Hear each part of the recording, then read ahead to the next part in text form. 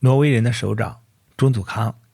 幾年前去探望一位年齡超過70歲的退休挪威重量級政要，和他握手時，發覺他雙手粗糙不堪。對此我感到非常意外。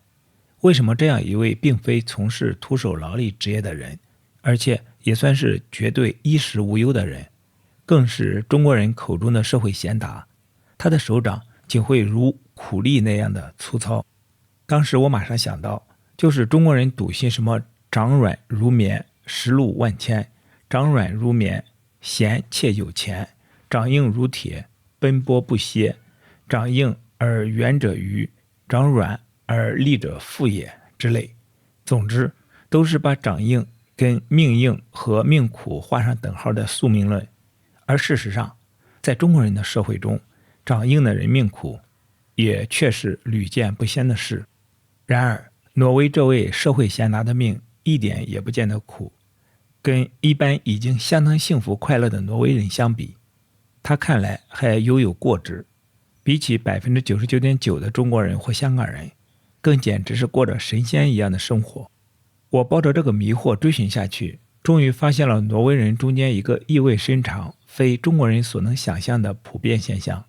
就是挪威人，特別是挪威男人，當然女人也不罕見，相當多的人的手掌是異常粗糙的，但同時他們也絕大部分絕非苦命人，絕非窮人，而且當中不少是極有學養的知識分子。常見的典型是儀表堂堂，氣質儒雅，非香港 99% 的大學教授所能比擬，就是他們的一双手卻比農夫的手還粗糙。他們硬邦邦的手跟他們的優雅面容和談吐格格不入，而且他們看来对自己一双粗糙无比的手十分自豪。就是从他们的这一双粗糙的手，我不但更看清中国人沉溺其中的手相學之蠱惑人心，並終於領悟到這一雙粗糙的手正是挪威人或北歐人平等精神的結晶所在，是一等優秀文明之精魂所在。崇尚技藝，拜服能者。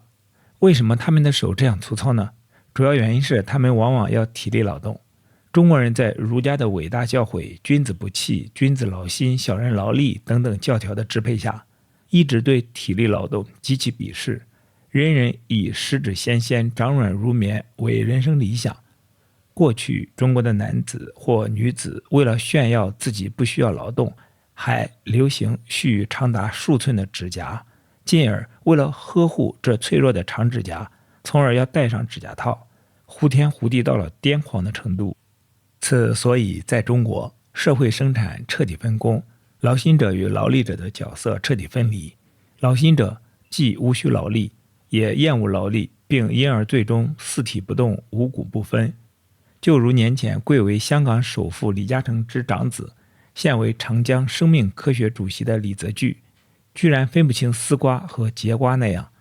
當中許多更以不需體力勞動，以飯來張口為榮。就如嚴氏家訓說的那樣，我經常看到許多士大夫以從事農業商業為恥辱，把工匠和技藝之士視為低賤。論武藝，連箭都射不穿鎧甲；論文采，寫文章連自己的姓名都寫得笨拙。每天只是吃飽喝醉，渾渾噩噩，無所事事，就這樣消磨時日，虛度光陰。有些人憑借足上的餘蔭得到一官半職，便心滿意足，從此完全放棄學習和修養。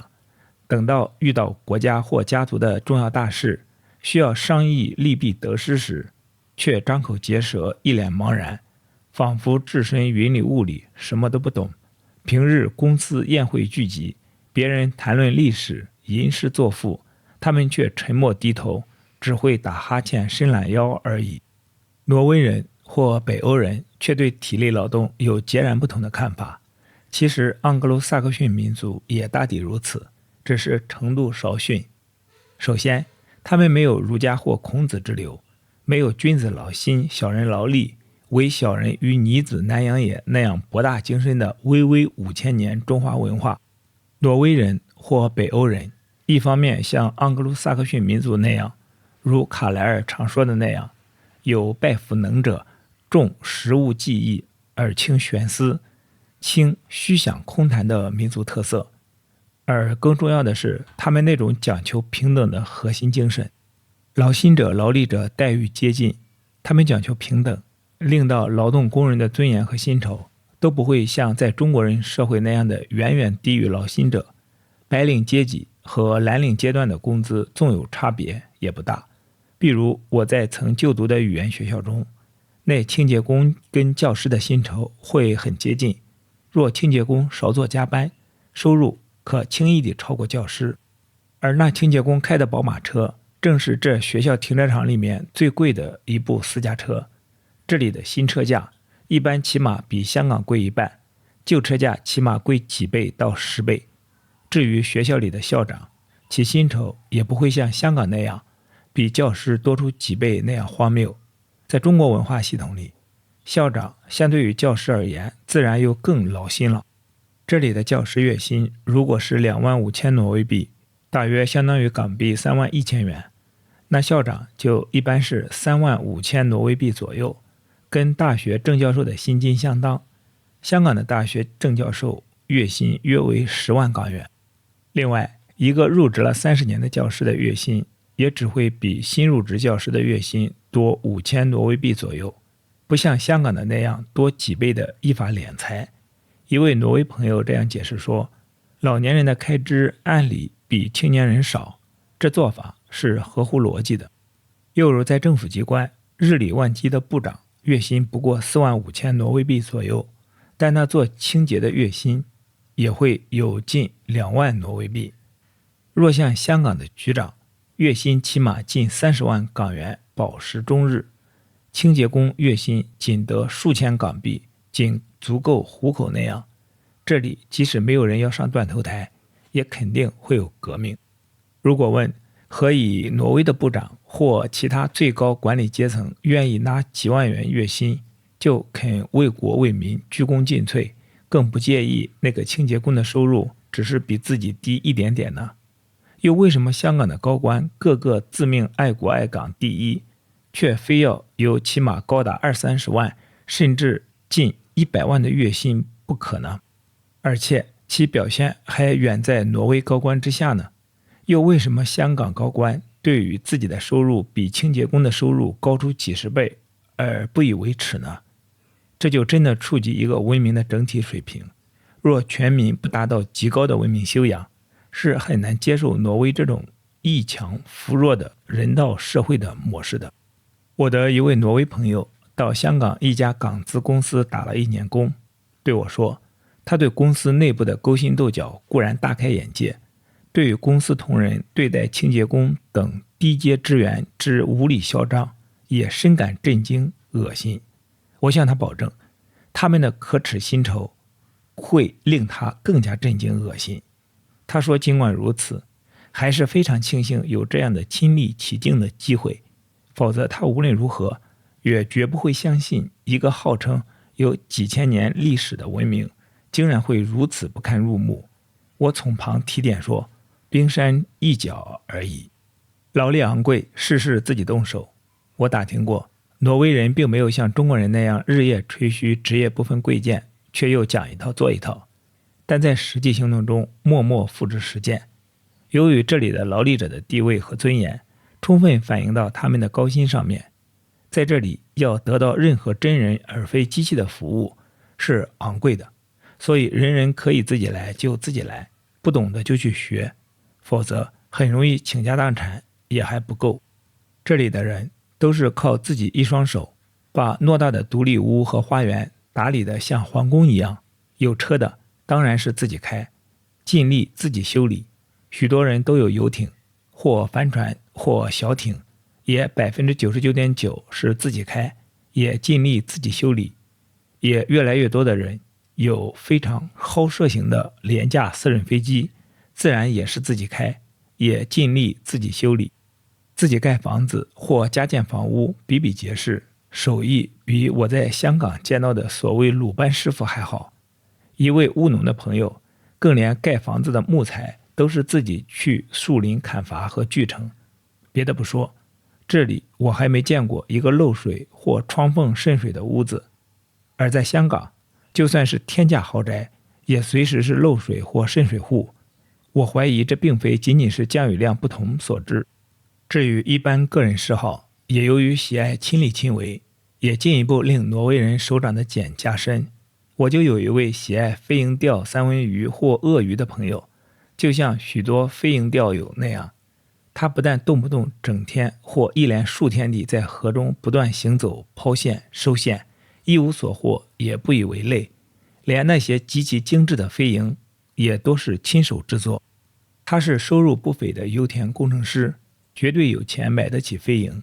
但他對自己制作的飛蠅極感自豪，而他的手掌自然是滿布風霜，掌硬如鐵了。總之，尋常一個挪威人所懂的技藝，都足以令一般香港人或中國人自慚形穢。總理也要洗衣熨衣。挪威或北歐的平等精神也令住家傭工變得非常罕見，即使在奧斯陸的皇宮裡面，也沒有住家傭工。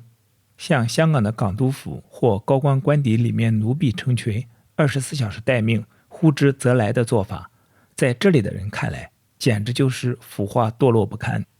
事實上，這裡上至總理都是一律沒有官邸的，都是住在自己家裡，沒有住家傭工。現任挪威總理更只是住在一家一屋兩伙的房子裡面，沒有住家傭工，要自力保養起碼過1000尺的大宅，另加花園車房。由於善加保養，這裡以木屋為主的房子大多能住用100年以上，幾百年的也有，約1000年的木教堂也有多座。